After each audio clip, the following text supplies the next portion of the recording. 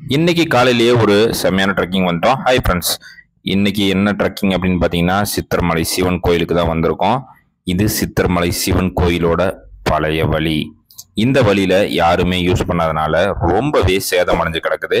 பல நூற்றாண்டுகளுக்கு முன்னாடி சித்தர்கள் வந்து இங்கே வாழ்ந்ததாகவும் இந்த குகையில வசிச்சு தவம் பண்ணதாகவும் அது மட்டும் இல்லாம போற வழிகள்ல சில சாமிகள் இருக்கிறதாகவும் சொல்லப்படுது. இதை காமிக்கிறதுக்காக நம்ம கூட இவர் பேர் தான் சிவா. இவர் தான் நம்மளுக்கு இந்த வழித்தடங்களை காமிக்க போறாரு. அதுக்கு முன்னாடி இந்த நிகழ்ச்சி பார்த்துட்டு இருக்கவங்க மறக்காம ஹெட்ஃபோனை காதில் மாட்டிட்டு எங்க கூடவே அப்படியே வாங்க. நம்ம உள்ள நடந்து போயிட்டு பல விஷயங்களை சுவாரஸ்யமா பேசிட்டு போகலாம். நாங்கள் காலையில் ஒரு 7 மணிக்கே கிளம்பி வந்துட்டோம். வெயிலுக்கு முன்னாடி போயிட்டு வந்துடலாம் அப்படின்ட்டு. போக போக ரொம்பவே இன்ட்ரெஸ்டாக இருக்கு. வழித்தலங்கள் இப்போதைக்கு இந்த இடத்துல கொஞ்சம் ஆள் நடமாட்டம் இருக்கும் போல, அதனால வந்து கொஞ்சம் வழித்தலங்கள் இருக்க மாதிரி ஒத்தடி பாதை வந்து போயிட்டு இருக்கு. ரொம்பவே இன்ட்ரெஸ்டான ஒரு பிளேஸு. போகும்போது அந்த மலையை பார்க்கும்போது மலை எப்போ பக்கத்தில் வரும் அப்படிங்கிற ஒரு இன்ட்ரெஸ்டாகவே இருக்கு. சுமார் 1500 வருடங்களுக்கு முன்னாடி சித்தர்கள் வந்து இந்த குகையில இருந்ததாகவும் அந்த குகையில இருந்து அந்த சிவன் கோயிலுக்கு அவங்க சென்றதாகவும் வரலாறு சொல்லப்படுது. இந்த குகை வந்து மேல இருந்து டைரக்டா வந்து இதுக்கு கீழே வந்து வழி இருக்கிறதா சொல்லப்படுது. அது மட்டும் இல்லாம இந்த குகையிலிருந்து அந்த சிவன் கோயிலுக்கு போறதுக்கான வழியும் இருக்கிறதா சொல்லப்படுது.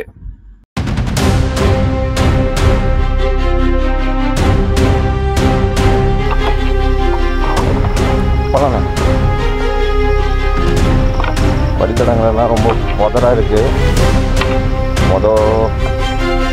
மொதல் காலத்துலலாம் பார்த்தீங்கன்னா இங்கே வந்து சித்தர்கள் எல்லாம் தவம் செஞ்சு நல்லபடியாக இருந்தாங்க போல. இப்போ வழித்தடங்கள்லாம் கொஞ்சம் சேதமடைஞ்சு கிடக்குது. எல்லாம் புதர் மல்லி கிடக்குது.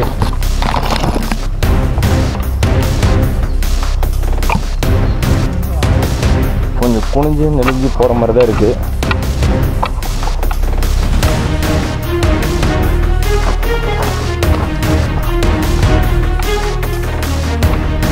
ரொம்பவே சூப்பரான இடம்.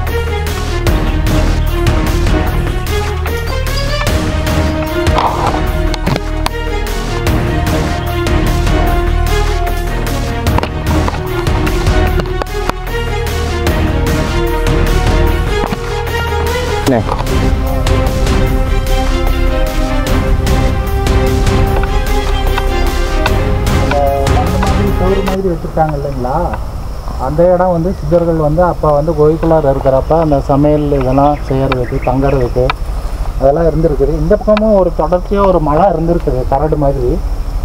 அதெல்லாம் உடச்சி எடுத்துட்டாங்க, பாறைகளெல்லாம் உடச்சி எடுத்துட்டாங்களாட்டிருக்குது. அதுக்கப்புறம் வந்து அங்கே போக முடியாது, ரொம்ப ரிஸ்க்கு. ஏன்னா வளவளப்பு தன்மை அதிகமாக இருக்குது, தேனீகள்லாம் இருக்குது. அப்புறம் அந்த வவ்வால்கள் நிறையா இருக்குது இங்கெல்லாம் நைட்டெல்லாம்.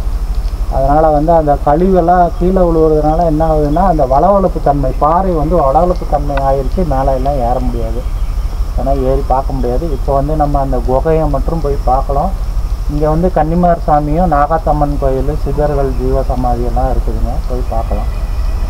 அதாவது இந்த இடத்த வந்து சுத்தம் பண்ணி நல்லா நீட்டாக வச்சுக்கிட்டா நல்லாயிருக்கும். சிவனுக்கு தொண்டு செய்யணும்னு நினைக்கிறவங்க யாராவது இருந்தாங்கன்னா ஒரு குரூப்பாக, ஒரு ஆள் தனிப்பட்ட முறையில் எதுவும் செய்ய முடியாது, தொடர்ச்சியாக ஒரு குரூப்பாக சேர்ந்து அவங்களால ஒவ்வொருத்தரோட நான் என்ற அகங்காரம் இல்லாமல் யார் வந்து முன்னின்று இந்த இதுக்கு தொண்டு செய்யணும்னு நினைக்கிறாங்களோ இந்த வழியெல்லாம் க்ளீன் பண்ணோம்னா இந்த கோயில் இன்னும் சிறப்படையும். இது வந்து எப்போ நடக்குதுன்னு சிவபெருமனுக்கே வெளிச்சம். இங்கே வந்து பாட்டப்பசாமின்னு இந்த மலை அடிவாரத்தில் இருக்கிறாராம். அவர்கிட்ட பர்மிஷன் வாங்கிட்டு தான் போகணும், எந்த காரியமும் செய்யணும் அப்படின்னு ஒருத்தர் எனக்கு முன்னாடி இருந்த என்னுடைய குருநாதர் திரு ரவிசாமி அவர்கள் சொல்லியிருக்கிறாரு. அதன் பிரகாரம் இப்போ போய் அவரை வணங்கி அவர்கிட்ட அதாவது பர்மிஷன் வாங்கிட்டு நம்ம போய் இந்த குகையெல்லாம் சுற்றி பார்த்துட்டு நாகாத்தம்மன் கோயில் பார்த்துட்டு அப்புறம் கன்னிமார் சாமி கோயில் இருக்குது, அதையும் பார்த்துட்டு நம்ம மலை ஏறுவாங்க. இப்போது நம்ம கரெக்டாக பார்த்தீங்கன்னா என்ட்ரன்ஸ் வந்துட்டோம். இதுக்கு மேலே கொஞ்சம் தூரம் நம்ம போகணும் அப்படிங்கிறது சொல்கிறாரு. இப்போ தான் இந்த மலையிலேருந்து கரெக்டாக கொஞ்சம் தூரத்தில் ஒரு பாட்டப்பசாமி அப்படின்ட்டு ஒரு தெய்வம் இருக்கான். அந்த தெய்வத்துக்கிட்ட வந்து நம்ம வழி கேட்டு பர்மிஷன் வாங்கிட்டு தான் போகணும் அப்படிங்கிறாரு. வாங்க அப்படியே நடந்து போகலாம். அந்த பாட்டப்பசாமி பார்க்க தான் போகிறோம். அவர் நம்மளுக்கு முன்னாடியே போயிட்டாரு. போக போக கொஞ்சம் ரொம்பவே இன்ட்ரெஸ்டாக இருக்குது. அது இல்லாமல் அந்த சில்லி வண்டிகள் கத்துறது இதெல்லாமே பார்த்தீங்கன்னா கொஞ்சம் பயங்கர த்ரில்லிங்காக தான் இருக்குது. குகை பயங்கர பிரம்மாண்ட காட்சியாக இருக்குது. கிட்டத்தட்ட ஒரு 60 அடி பக்கமாக இந்த குகை வந்து இருக்கும். இப்போ முன்னாடி நவந்து போக போக ரொம்ப இன்ட்ரெஸ்டாக இருக்குது. அவர் சாமி கும்பிட்டுருக்காரு. இந்த பாட்டப்பசாமி அப்படின்னாங்க. அந்த சிலையை காணா, அந்த பாட்டப்பசாமி சிலையை வந்து காணா. அந்த சிலை இருந்த இடத்துல அவர் வந்து சாமி கும்பிட்டு தான் போகிறாரு.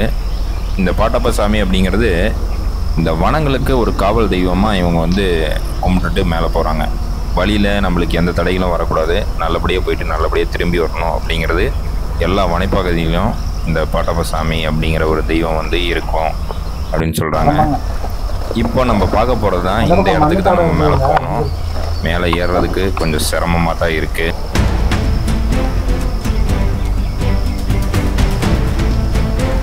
இப்போ இந்த வழியாக தான் நம்ம மேலே ஏறி போகிறோம். மேலே வந்து மழை பெஞ்சனால அப்படியே நீர் ஊற்று வந்து ஊற்றிக்கிட்டு இருக்கு. இப்போ கொஞ்சம் ரிஸ்க் எடுத்து தான் மேலே ஏறுற மாதிரி இருக்குது. அவர் ஏறிக்கிட்டு இருக்காரு பாருங்க. கொஞ்சம் ரிஸ்கியாக தான் இருக்குது. இந்த மாதிரி இடத்துக்கெல்லாம் எங்களை மாதிரி யூடியூபர்ஸ்லாம் வர்றது பார்த்திங்கன்னா கொஞ்சம் பண ரீதியாகவும் அது மட்டும் இல்லாமல் உடல் ரீதியாகவும் நாங்கள்லாம் கஷ்டப்பட்டு தான் இந்த மாதிரி இடத்துக்கெல்லாம் வரோம். இந்த மாதிரி இடத்த வந்து நாங்கள் வந்து வீடியோ எடுத்து போடுறது வந்து எங்களுக்காக இல்லைன்னா கூட நிறைய மக்கள் இந்த மாதிரி புனிதமான இடங்களெல்லாம் தெரிஞ்சுக்கணும் அப்படிங்கிறதுக்காக தான் வீடியோ எடுத்து போகிறோம். இதெல்லாம்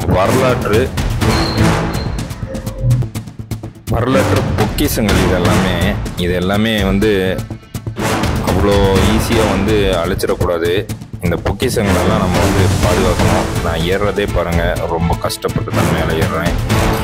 இதுக்கு மேலே ஏறி இதுக்கு மேலே நம்ம வந்து மேலே போகிற மாதிரி தான் இருக்குது. கொஞ்சம் வலுவழுப்பாக ரொம்ப ரிஸ்கியாக தான் இருக்கும். ஒரு சில இடங்களில் நாங்கள் விழுந்ததும் இருக்குது.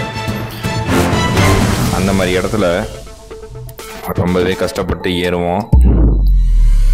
மேலே தெரிகிற அந்த குகைக்கு தான் நம்ம இப்போ போகணும். அவர் ஏற ட்ரை பண்ணுறாரு, ஆனால் முடியல. இப்போ நான் மேலே ஏறலான் இருக்கேன். இப்போ வாங்கிட்டு வந்த பூவை கொடுத்துட்டு அப்படியே நான் மேலே ஏற போகிறேன்.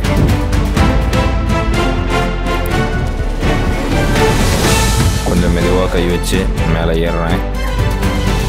ஏறின வாட்டி அவருக்கு கொஞ்சம் கை கொடுக்கலாம் அப்படின்ட்டு.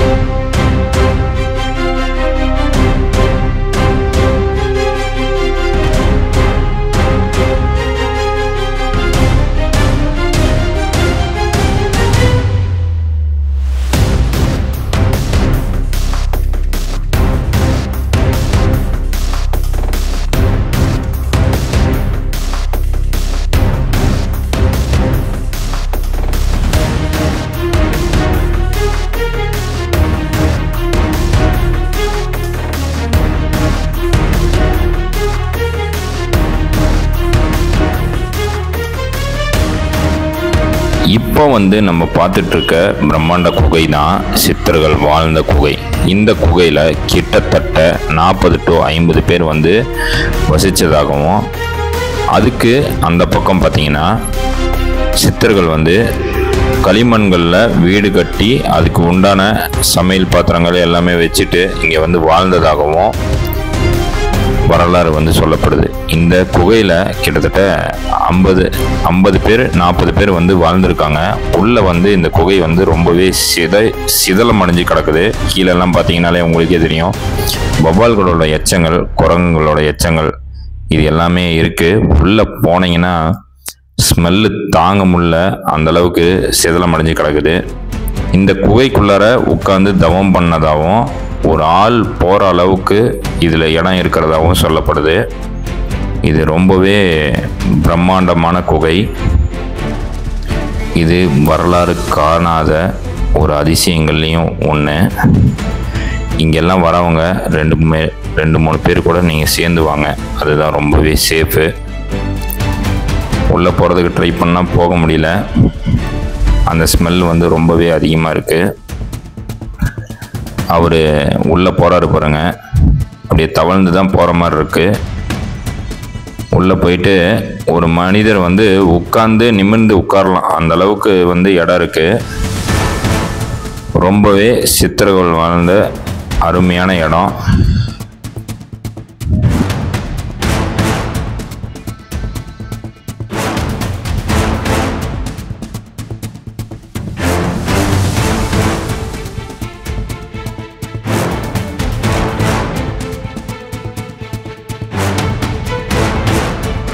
கொஞ்சம் தூரம் அந்த இடத்துக்காக போகிறதுக்காக நம்ம ட்ரை பண்ணலாம்.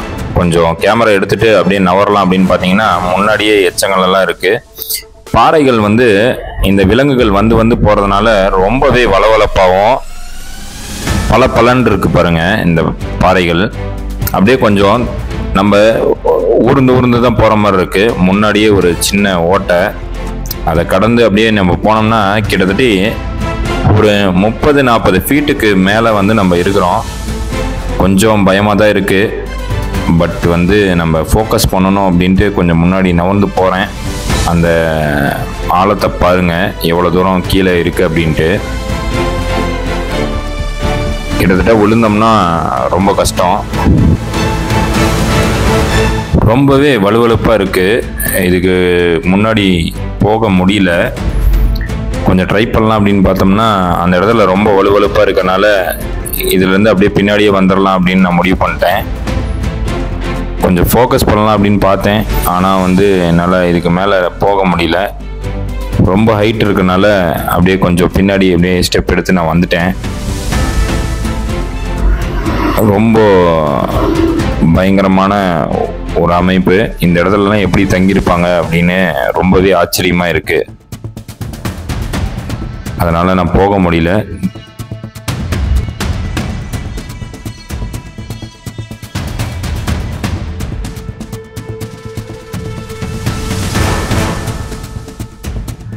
இந்த குகையோட அற்புத காட்சி பாருங்க, ரொம்பவே பிரம்மாண்டமாக இருக்குது. உள்ள அப்படியே போகலாம்.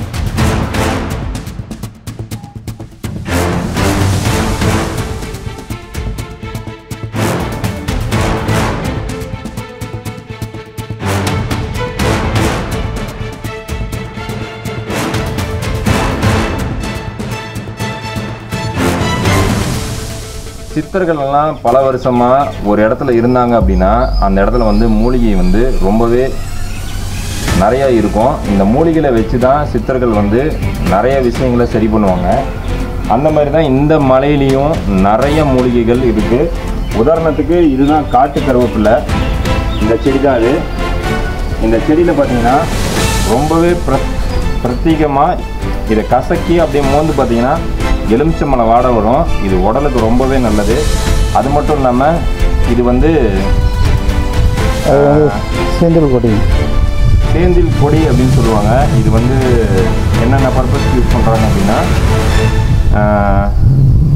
என்னென்ன, அதாவது பக்கவாதம் இது மாதிரி இருக்கிறவங்களுக்கும், பக்கவாதம், முடக்குவாதம் இருக்கிறவங்களுக்கெல்லாம், அந்த மாதிரி இருக்கிறவங்களுக்கெல்லாம் இந்த இது வந்து யூஸ் பண்ணுறாங்க. அது மட்டும் இல்லாமல் அந்த இடத்துல பலன்னு தெரிகிற ஒரு செடி வந்து பழைய காலத்தில் வந்து சித்தர்கள் வந்து இந்த செடி திருப்பணும். பழைய காலத்தில் வந்து சித்தர்கள் வந்து தங்கம் பாறைகளை வந்து தங்கமாக மாற்றக்கூடிய ஒரு மூலிகையாக வந்து அதை வந்து பயன்படுத்தியிருக்காங்க. இந்த மாதிரி நிறைய மூலிகைகள் இந்த மாதிரி வனப்பகுதியில் வந்து கிடைக்கும். அது நிறைய பேத்துக்கு தெரிய மாட்டேங்குது. வனத்தை வந்து பாதுகாக்கணும், அது மட்டும் இல்லாமல் ஒரு பிரயோஜனமாக யூஸ் பண்ணணும். வாங்க அடுத்து நம்ம இன்னொரு கோயிலுக்கு போகலாம்.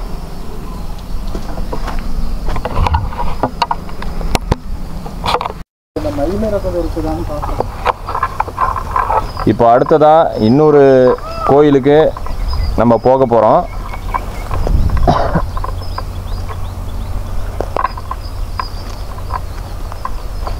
இடமே அவ்வளோ அமைதியாக ரொம்பவே மன நிம்மதியோட இந்த இடம்லாம் இருக்குது. சுற்றிலும் பாருங்கள் காடு, நிழல், அவ்வளோ அற்புதமான ஒரு இடம்.